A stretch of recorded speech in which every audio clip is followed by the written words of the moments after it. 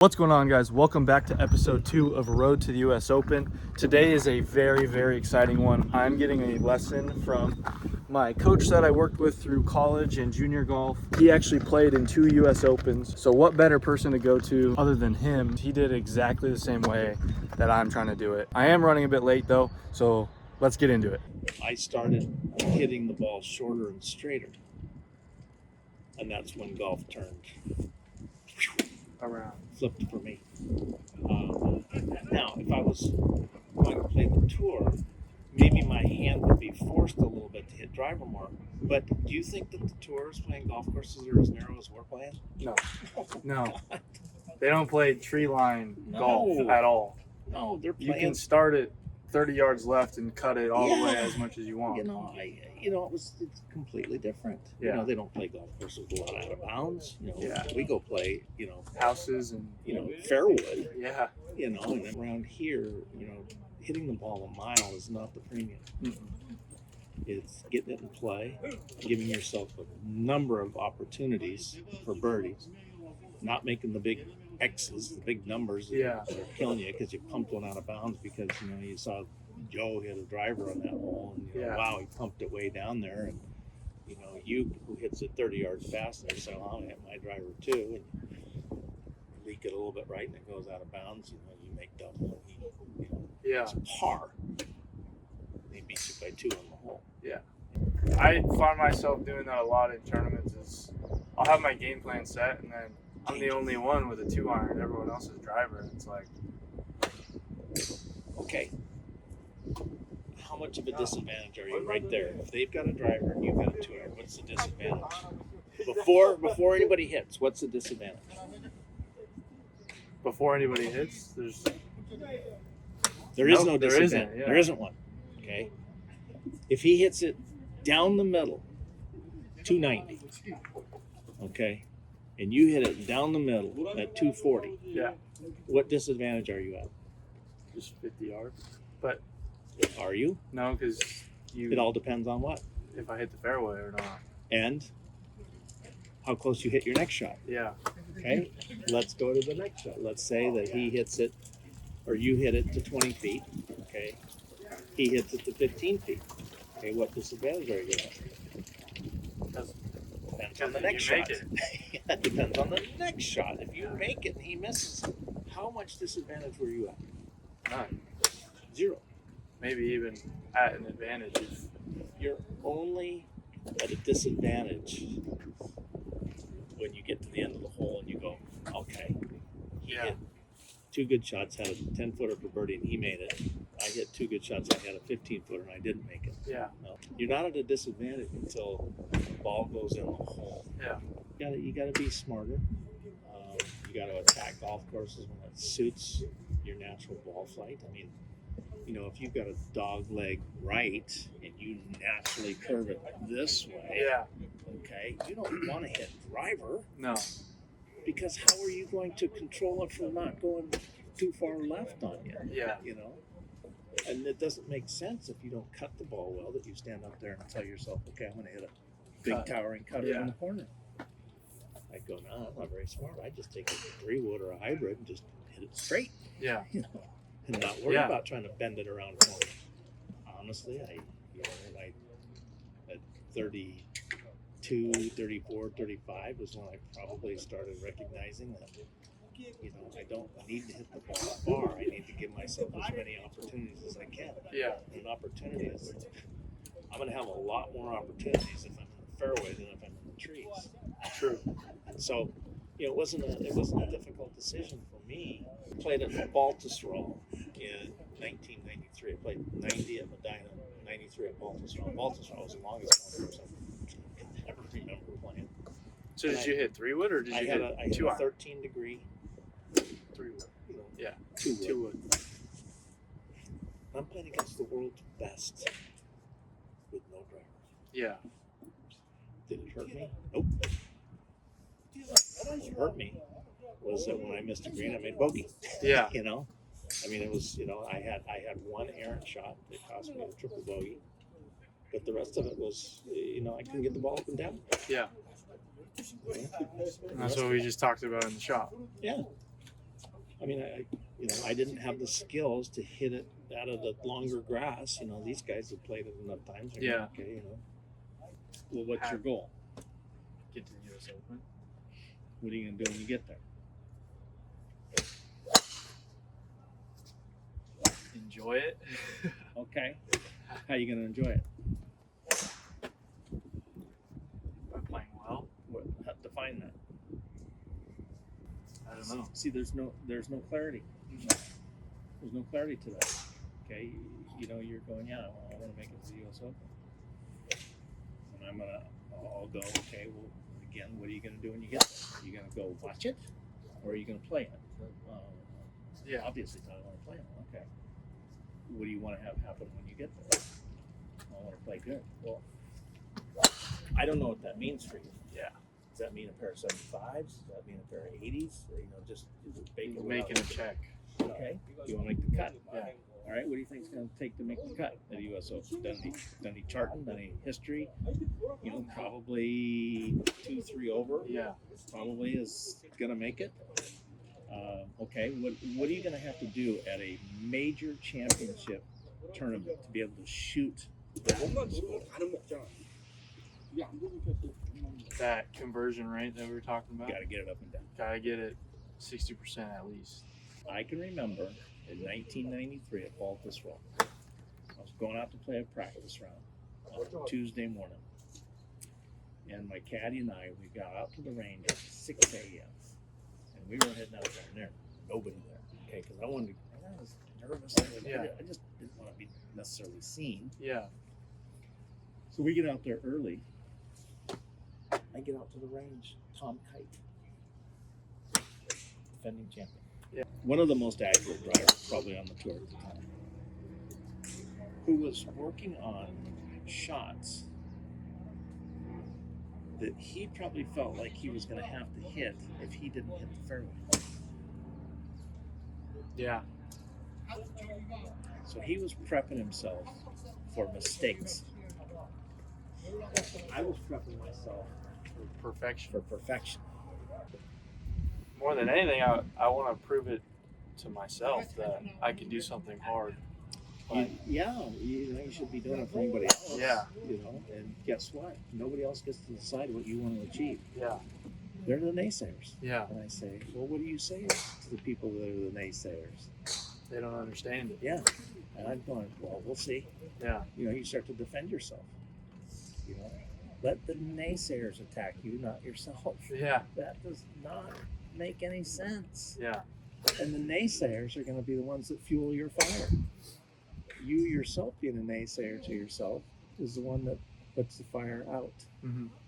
I personally believe that I got pretty good from senior year of high school to even my year at George Fox. I had 4 top 10s as my first year of college golf, and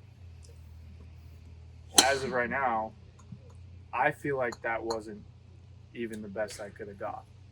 But I think I just got comfortable. Well, unfortunately for a lot of us, we start to know too much. You start studying the golf swing, and you worry about your golf swing and all that kind of stuff. I'm going, why would you do that? I mean, who do you think should worry more about their golf swing, Kyle or Daniel Berger? You ever seen Daniel Berger's golf swing? No, but I know he's won. Yeah, he's got an interesting golf swing. Okay, it's not one that I would ever say, "Hey, let's go view this thing and copy it." Yeah. Okay, but the guy can win. Yeah, he's proven it. Yeah. Okay. Richard, right? Yeah. What are you doing up there? No? I'm getting a lesson with this guy. Oh, is that right? Yeah. Great. You still got a more lesson? Yeah, I thought you were the best thing on no show there. He is. Everybody has a coach. Yeah. If it's a negative result on the driving range, what do you do with it? Erase it. Yeah, throw it in the trash. It has no value. Surely don't want to keep track of all the bad shots that we hit. No. That one's 2-yard draw. See, one of our biggest challenges is this. We come out here and we hit golf balls. And this is all from personal experience. Okay. I have experienced everything that you're going to experience, except if you go play at tour level golf.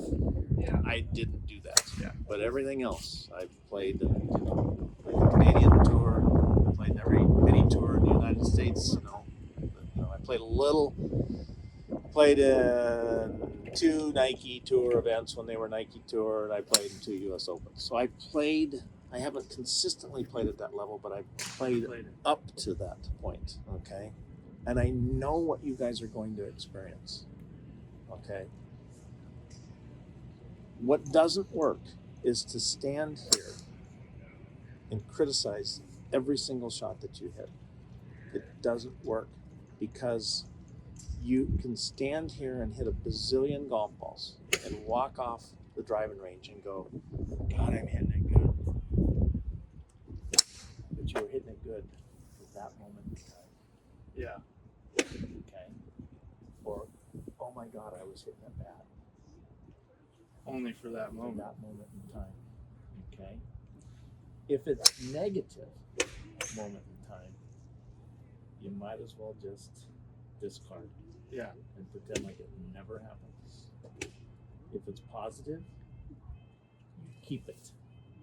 Otherwise, you go out and play a bad round of golf, and somebody says, how'd you play? You stick to the facts. Say, shot 81. Yeah. Well, what happened? Quite good. Yeah. Don't go into detail. I 3-putted here. All that you're doing is rewriting everything that you really don't want to talk about. Yeah.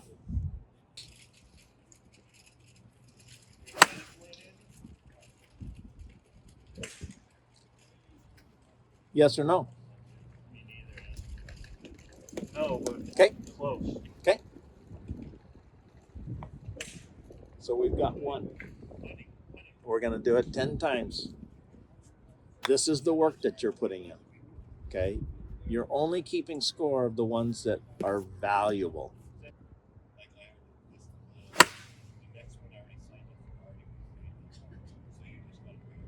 How about that? Yes. Okay. Okay, you're going to learn a new math. You hit 10 balls. You hit 4 good ones. Yeah. How many bad ones? 0. 0. What good does it do for you to keep track of anything bad? Yeah. It has no value. If you just fill your head with positive results and thoughts, Yeah. that doesn't mean that you're going to get a positive result every time. It's just that your number of bad shots is going to diminish. down, yeah. It's going to go down. It just does. Yeah. You can't keep track of the yuck.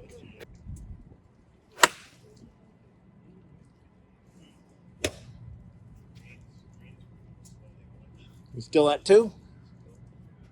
We were only at 1. Oh no. No, 2. We're at 2. Yep. Yeah.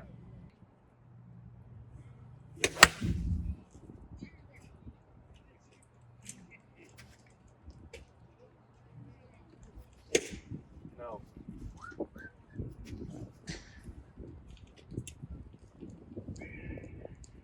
You don't even need to outwardly express it to me.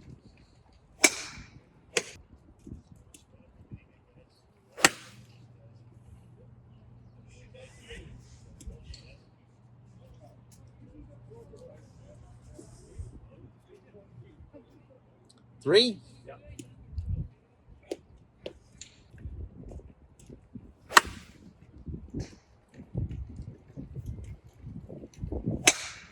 4.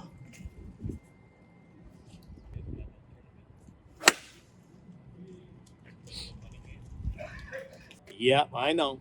Because I'm looking for something that looks like a 2-yard draw that is relatively close to the blue post.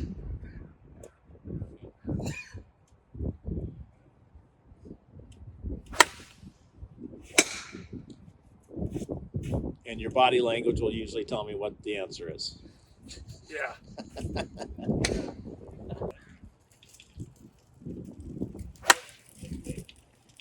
5.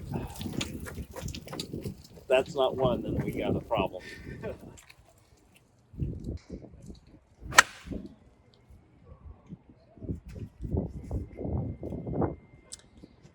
And here's the thing, okay? Don't let body language creep in. Yeah, don't. Yeah. Okay? Because your That brain also builds understands up. what that is. Yeah. That's disappointment. Yeah. Okay? Hey, you're not perfect. Okay? And if you can let your body know that I still can own a mistake, you're going to be a lot better off. If you can't own a mistake, then guess what's going to happen? It's gonna build. They're gonna keep building. And you're going to find yourself making 5 bogeys in a row.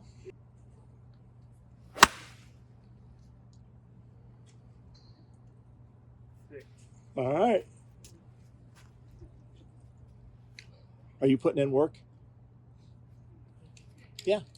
Is this you putting in your work? Yeah. Yeah, it absolutely is. This is really high quality.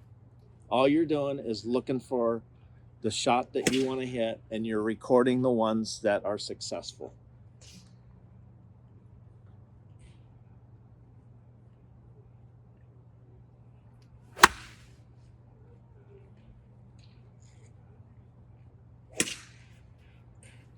Yeah.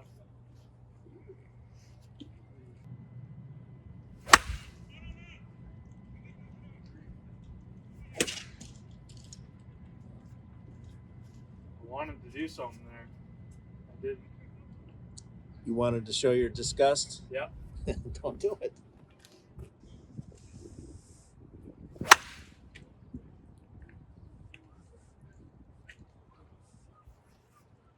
Do you need to change anything?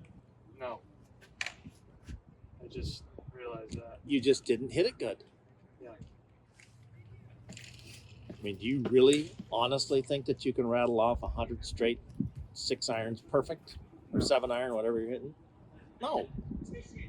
We're just putting in the work, and we're trying to record 10 high quality shots with a 2-yard drop.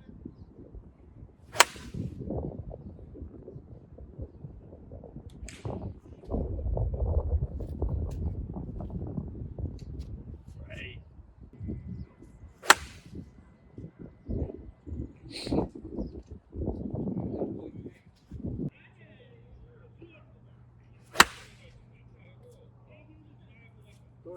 I let go. Well, you know, hey, it's human nature, but the less you do of that, the better off you're going to be. Yeah. Which means you have control up here. Yes.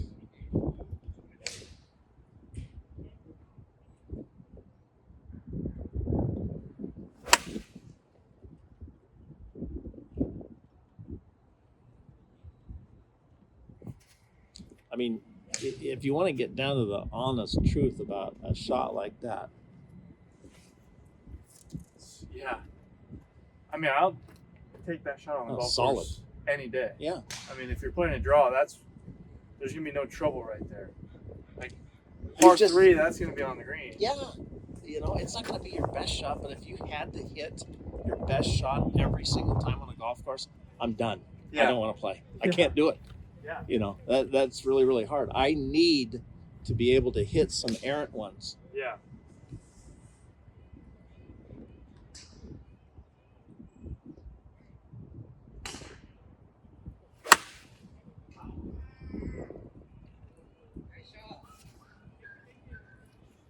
I made a face. You didn't see it.